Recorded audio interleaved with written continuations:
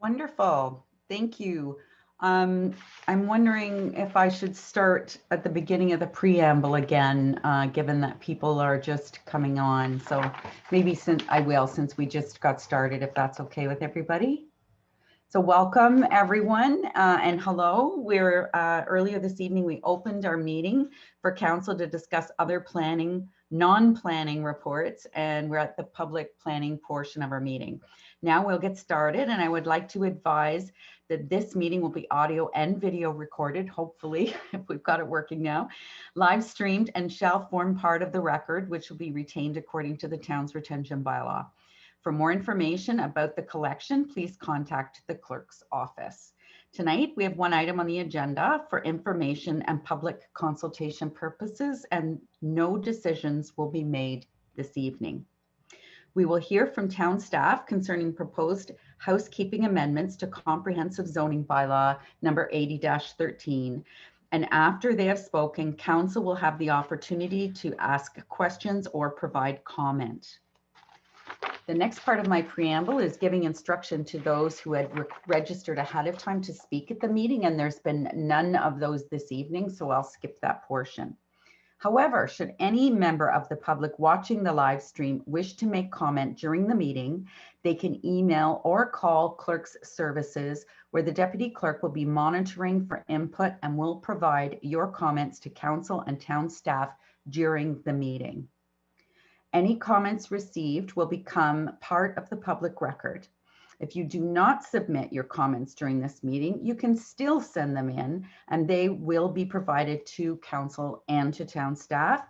And you will also be added to the circulation list as an interested party, where you will be kept updated on any future information regarding this item. The email and the phone number will be listed on the PowerPoint during the meeting and is available on tonight's agenda that can be found on the town website. We'll now hear from Mr. Parkin, the town clerk, on how the public notice of this meeting has been provided. Thank you. Thank you, Your Worship. A notice for this public meeting was circulated in the newspaper on November 12th and November 26th, 2020, and circulated 20 days prior to this public meeting to all required agencies. Notice was also put on the town's website and the town's getinvolvedinnisfil.ca website for review and commenting. Information on the proposed housekeeping amendments was also posted on the town's getinvolved.ca for review and commenting. Thank you. Has any correspondence been received by the clerk's department concerning the proposed amendments? Yes, we have received one piece of correspondence from the Nottawasaga Valley Conservation Authority dated December 4th, 2020, providing comments on the proposed amendments, specifically the inclusion of a property in the amendment situated on provincially significant wetlands, and also suggesting revised wording to be included in the town, should the town wish to proceed with the proposed zoning amendment on this particular parcel. As well, Your Worship, members of the public may provide comment or register their interest regarding this application during this meeting or up until council makes a decision on the application by contacting the clerk's office. Thank you, Mr. Parkin. We'll now hear from Stephen Montgomery, Senior Planner, who will provide a high-level summary of the planning context of the proposed amendments. And after his presentation,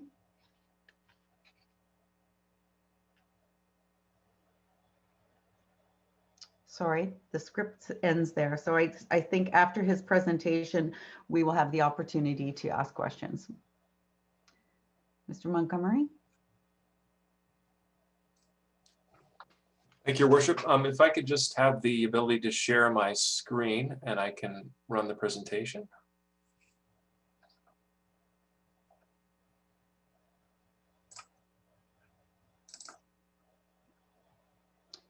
We can see it now, Mr. Montgomery. Okay. So Mayor, members of council, staff, and the public, the purpose of this public meeting is to consider a proposed housekeeping amendment to Town Comprehensive Zoning Bylaw number 8013, which is the townwide zoning bylaw.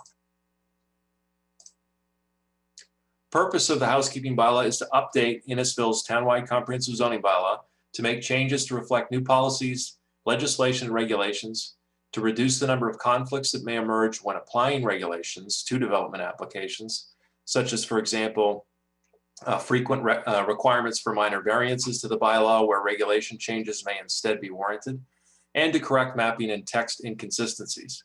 The goal is to make Innisfil's development policies more efficient and up to date with current legislation and policies while upholding the spirit and intent of the town's official plan and zoning bylaw. So all of the changes proposed are listed in the staff report before you today, which is DSR 20120. They're also listed on the town's Get Involved Innisfil.ca website. I'll be going through some of the text and mapping changes to provide a broad example of the major changes that are proposed. So first of all, these are some examples of text changes resulting from legislation and also a comparison to other municipal regulations. The parking widths in the current bylaw are much wider than most municipalities. 2.75 meter width is proposed instead of 3 meters, which better reflects other municipal standards found in municipalities such as the town of Lindsay's bylaw, the Blue Mountains, the city of Barrie, and Bradford, West Gwillimbury, among others. It also reflects recommended strategies that in the Transportation Master Plan to revisit the town's parking standards. Industrial parking standards for other industrial uses are currently 1 space per 37 meters squared of gross floor area up to 3,000 meters squared, and are proposed to be reduced to 1 space per 45 meters squared up to 2,000 meters squared, which is also more consistent with other municipalities in the area, and also allows more efficient land use in the town's employment areas, in particular Innisfil Heights. Another example from a legislative perspective is replacing the word medical marijuana with cannabis and replacing the reference to the legislation governing marijuana with the most recent act, which is the Cannabis Act. Some example of internal inconsistencies are next. Drive-through stacking lane fences can only be up to 1.8 meters high in the zoning bylaw, whereas currently town engineering standards, it can be up to 2.15 meters high, which is a conflict between the town zoning and the town's engineering standards, which is proposed to be corrected. Another example is the day nursery is not permitted use in the community service zone, even though it is permitted in the associated community space designation, which is the corresponding designation of the town's official plan. So staff are simply proposing to reintroduce day nursery into the CS zone again, because it appears it was inadvertently removed from the previous town zoning bylaw. Another example is, for example, decks higher than 0.2 meters above grade are required to be a minimum of 1.2 meters from the interior lot line or rear lot line in the general provisions, whereas in other areas of the bylaw, they're allowed to be 1 meter. This would harmonize these sections and reduce interpretation conflicts between the general provisions and the specific zone provisions. Next, there's the issue of, I mentioned minor variances, for example. Several variances have been received where sheds, pools, or other structures are proposed in a fenced-off exterior side yard for irregular shaped lots where there isn't much space in the rear yard. Currently, these uses cannot be closer to the exterior lot line than the dwelling. The proposed change would allow them to be closer than the dwelling to the exterior lot line as long as they meet the minimum exterior side yard setback for the zone. Another example is outdoor patios. The only commercial zones permitting outdoor patios are the commercial neighborhood or CN zone and the commercial highway or CH zone. Although the commercial village or CV, commercial tourist or CT, and commercial business park or CBP zones allow restaurants, they do not allow patios as an accessory use. Recently, for example, an owner was asking about doing a small patio in a CV zone that was not permitted. He'd have to rezone the property or perhaps get a use variance through the Committee of Adjustment to permit the patio in commercial village. This change would allow patios in these zones as accessory to a restaurant use. And of course, the patios would still be subject to the site plan control process. A third example is decks. Again, currently many variances are occurring for decks, as decks are not permitted to exceed the maximum lot coverage. Many new subdivision builders maximize the lot coverage for the house alone, leaving no additional coverage for a deck. The housekeeping bylaw would allow decks that are less than 1.8 meters in height to only need to meet yard setbacks and minimum landscaped open space, which would reduce the number of variances currently being processed by the town's Committee of Adjustment, even for small decks where the builders have maximized the lot coverage for the dwelling. This proposed regulation is similar to that that exists in the city of Barrie currently. So several mapping changes are proposed to correct inconsistencies in the bylaw. For example, 2014 McNeil Street in Alcona is proposed to be rezoned from residential townhouse exception RT16 zone to open space zone. This land is a parquet and a railroad berm along the railway tracks that's owned by the town and reflects a red line approval that council approved to the Alcona Downs 3 subdivision over the last few years. The open space zone better reflects the parquet and berm use. No residential uses should be permitted on these lands. Next is a property that's municipally addressed as 3811 30th Side Road, which is the hatched red area in the Tiju Woods area. It's come to staff's attention that these lands have a deed restriction that's been in place since the 1940s, which does not allow residential uses, but only conservation uses. We were informed of this by the owners. Therefore, the lands are proposed to be rezoned environmental protection or EP zone. Also, and this is the one change that's in this presentation that is not in the staff report because it was a recent conversation. Last week, staff had a conversation with the owner of this block, which is Block E, Plan 660, where my cursor is. And the owner has also requested a rezoning to EP, environmental protection, to protect the existing trees on this small strip as well. So this is proposed to be included in the final bylaw. And then another example is 3249 second line, which is a little bit more complicated, but I'll try to explain it. This is proposed to be rezoned at the request of the owner to remove the larger area of EP, which is currently on the lands you can see in green in the hatched area. You can see from the 2018 aerial photo on the right, much of what is zoned EP on the left was cleared, and this happened in the late 1960s. However, the Ministry of Natural Resources and Forestry provincially significant wetland mapping shows much of this as wetland. Staff are proposing an EPX zone, which would allow the future staking of the wetland woodland feature with the Conservation Authority in the field, and subsequently would allow agricultural uses in parts of what is now EP. Normally what you do is the field mapping first and then rezone the lands based on the boundary established in the field. However, the field work cannot be done until the late spring or early summer, and this housekeeping bylaw would be passed before then. So this would allow the work to be done later. There is one example of a precedent like this in the town's bylaw already, where there's an EP exception that allows a house subject to determination of the limits of the EP area through an environmental impact study, which is similar to this. The alternative to doing it this way would be that the existing mapping would just have to stay the way it is and be changed whenever the next housekeeping or comprehensive zoning bylaw is done, which could be a few years from now, or if the landowner themselves submits a private rezoning application. And we prefer to at least start the ball rolling on addressing a large EP inconsistency at this point, which is why we're proposing this.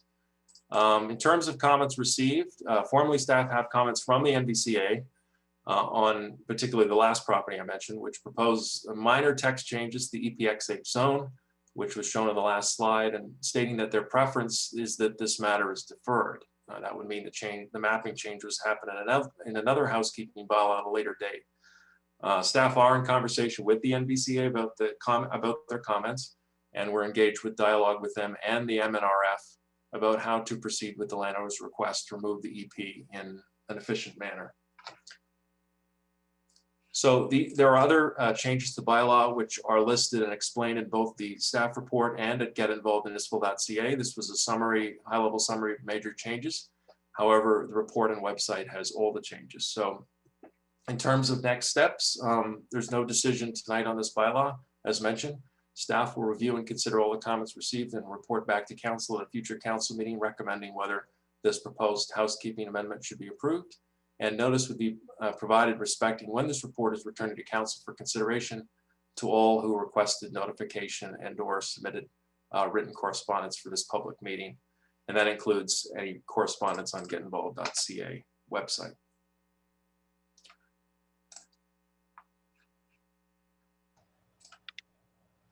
Thank you, Mr. Montgomery. I'll now go to members. Were you finished? I'm sorry, or was there more? No. I'm sorry, that's the end of my presentation. Thank you. Okay, thank you, Mr. Montgomery. So I'll go to council for questions. Questions, please, or comments? Councillor Waters. Just some clarification on that last piece of property you're talking about. You'd mentioned that it's currently EP and they want to change it to EPX. My question is the agricultural piece had been done in the 1960s, you said. What does the ground truthing tell us now in terms of what's actually there? And wetlands are important. Is there any way that this land could be used for green infrastructure down the road, and if we leave it as EP? So I'm just looking in terms of what other opportunities exist for this property as opposed to over to agriculture. Mr. Montgomery. Through your worship to Councillor Waters, there may be other opportunities. This has been brought forward to us by the landowner. These lands have been farmed, and there is some concern.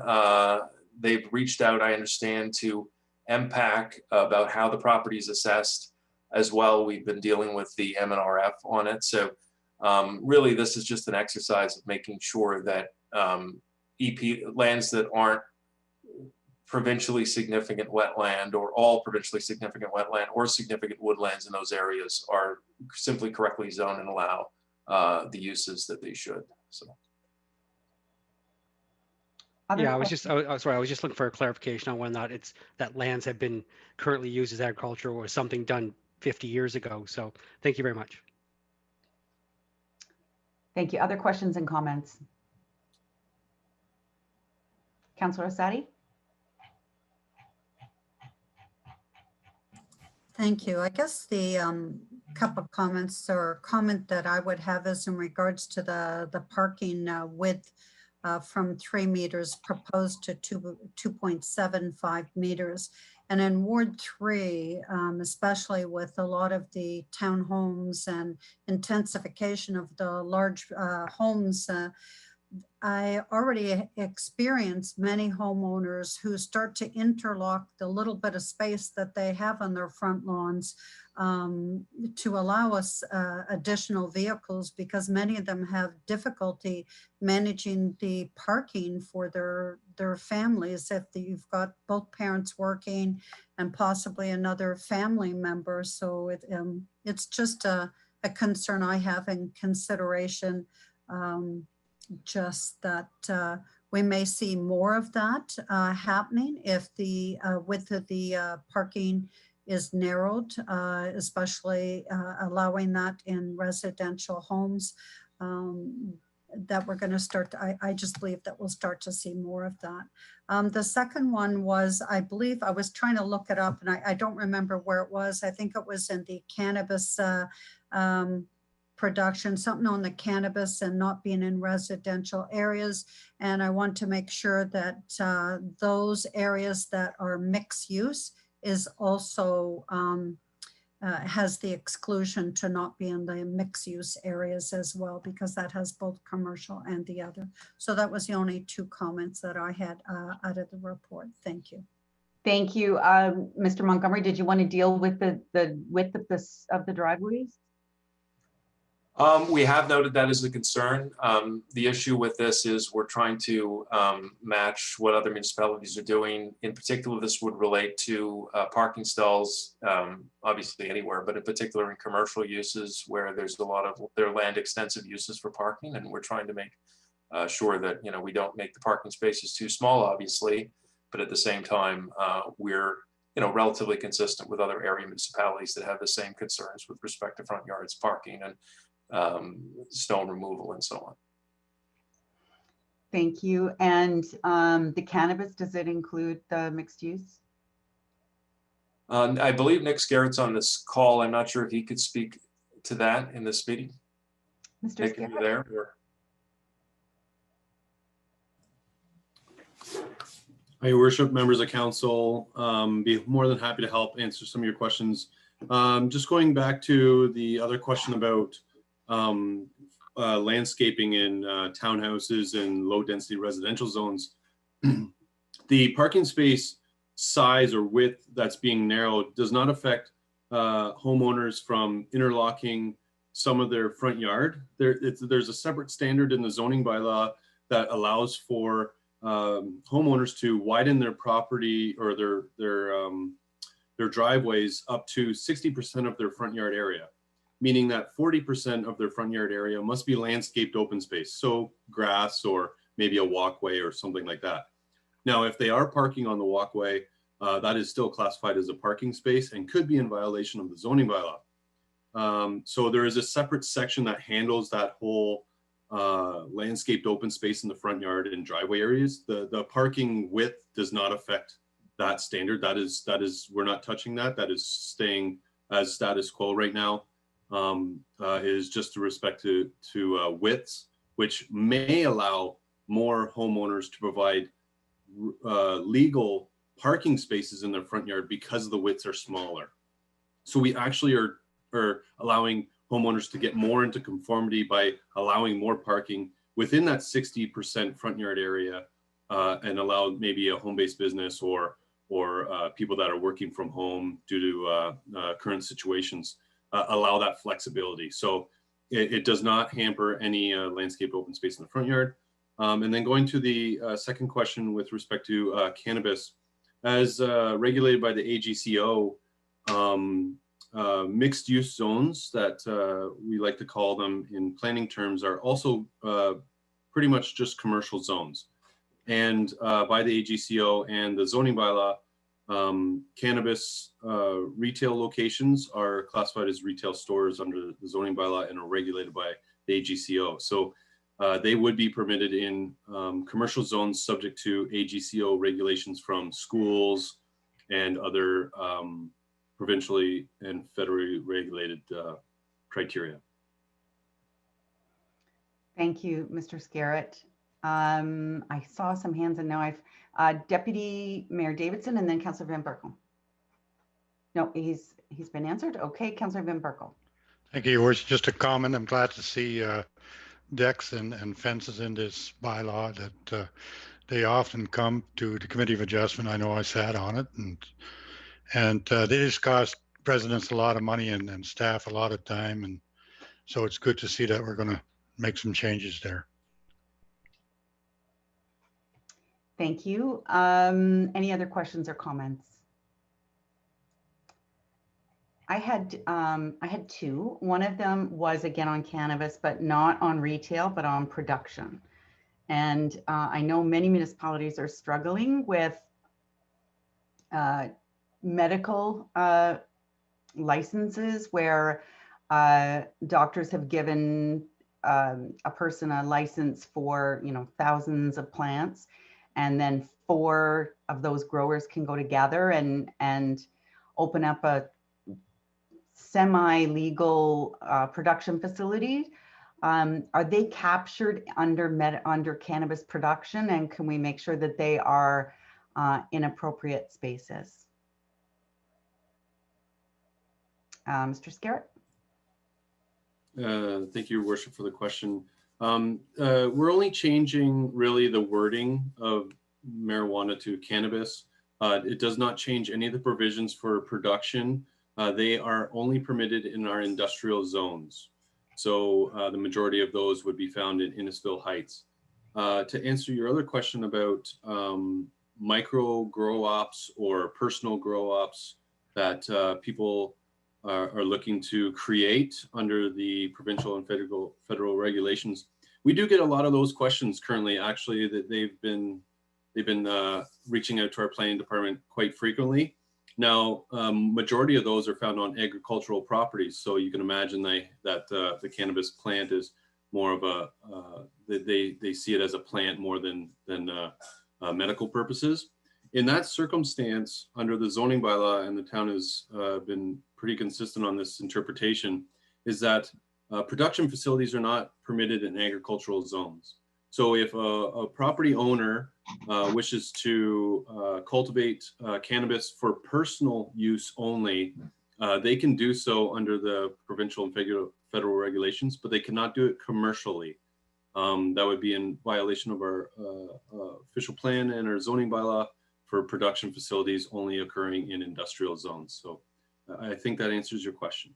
It does and it doesn't. I think it's a discussion for another day because it really is not really about zoning, but about a loophole in the federal health regulation that I know that our federal MP is trying to investigate more. You know, I know that there are some in Innisfil already taking place, but Health Canada has not been forthcoming with letting us know whether or not they're licensed and how much they're licensed for. But I think that's a discussion for another day because it's not really about zoning. I did have a question about item 10, and that was 3.35.1.1. So 1 parking spot for every 37 square meters of gross floor area. And I'm assuming that's gross commercial floor area. And my question is to do with, and I'm going to use one example, is the plaza where, can't think of the name of the restaurant, St. Louis restaurant, and now 9 Round, the fitness place. It's at the corner of Webster and Innisfil Beach Road. And it seems to me, just anecdotally, I haven't counted them, but it seems to me like it's always hard to find a parking spot there. There's very little parking.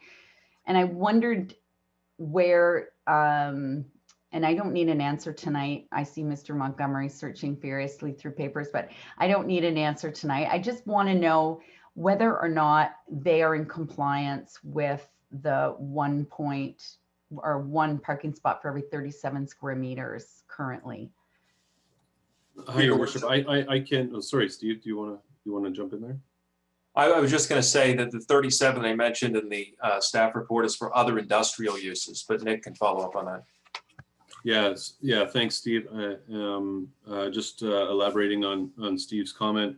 It is for just industrial, so mostly the stuff that's happening in Innisfil Heights. But with respect to St. Louis, I do know that development well, and they did provide above and beyond the bylaw requirement for parking. We actually asked them to modify some of their parking areas to provide for more landscaping space and snow storage areas in that plaza. Their own personal marketing departments asked for additional parking to be provided above and beyond our municipal standard. Okay, thank you. I guess I just always go at a busy time. And then finally, a more general question. So the items that have found themselves into the housekeeping map changes, like 930 Ewart Street, 1991 Victoria Street, how do I want to word it? What constitutes finding your way into a housekeeping bylaw versus having to hire a planner and have the zoning amendment made, you know, at a cost to the proponent? Mr. Montgomery?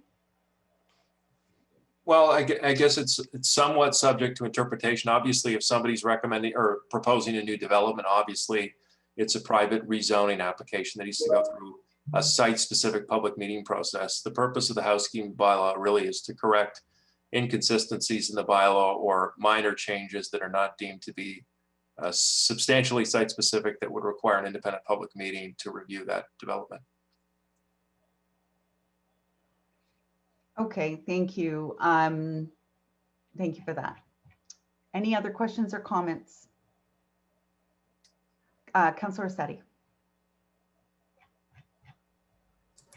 Thank you. I just wanted to share on the parking, just make a comment on that parking width again and the opportunity for narrower width to have more parking space if in a residential area. And as Mr. Scarrett had said, there's just reminding residents who are watching this or may watch it later that there is a requirement for a percentage, which I believe was 60% of your lawn must stay that. And you, and also residents may not interlock the town's property on the boulevard. So sometimes I'm finding, you know, we find that residents don't want to cut the grass or maintain the boulevard just in front of their house, between their house, the sidewalk and the rest, and they're interlocking that as well. So just so they don't think that, you know, they can pave and interlock over everything as we're looking at accommodating additional vehicles. Thank you, Councillor. Any other questions for council or for staff? Seeing none, typically we would hear from the public at this time. However, we do not have any pre-registered speakers for the public consultation portion of this meeting. We will now ask the clerk if any person has emailed or phoned in their comments during this meeting. Mr. Clerk? Thank you, Worship. We haven't received any comments via email, and I don't believe we've received anything by phone as well. Thank you. So now I'd like to just thank everyone who has taken the time to watch this live stream meeting and presentation regarding the proposed amendment. We will now go to the recommendation, and I would ask for a mover and a seconder, and then ask council if they have any further questions or comments. So on the agenda, this is to receive the information, and it's item 4.5, and that's moved by Councillor Fowler and seconded by Councillor Nicol. All those in favor? That is carried. If you have not made oral or written submission in regards to this proposal before a decision is reached, you should be aware that the local planning appeal tribunal may dismiss your appeal. Anyone who wishes to provide comment may still do so, and may also register as an interested party to be contacted before this application is further considered by council. Please contact clerk's office at innisfil.ca. Council thanks everyone for their participation or lack thereof, and we'll now move on to the recommendation to receive staff report DSR 201-20 and any comments provided during this meeting. Could I have a mover and a seconder for that, please? Moved by Councillor Arsati and seconded by Councillor Ices. All those in favor? That is carried. Next is the confirming bylaw. So that would be moved by Councillor Van Berkel and seconded by Councillor Fowler. All those in favor? That is carried. And finally, adjournment of this planning meeting, special meeting. Councillor Nicol and Councillor Waters, all those in favor? That is carried. So council, I believe we are to leave this particular Zoom call and go into another one if I'm not mistaken. And so you have 20 minutes to gobble down some dinner, and I'll see you back at 7 p.m. Thank you. Thanks everyone who's watching.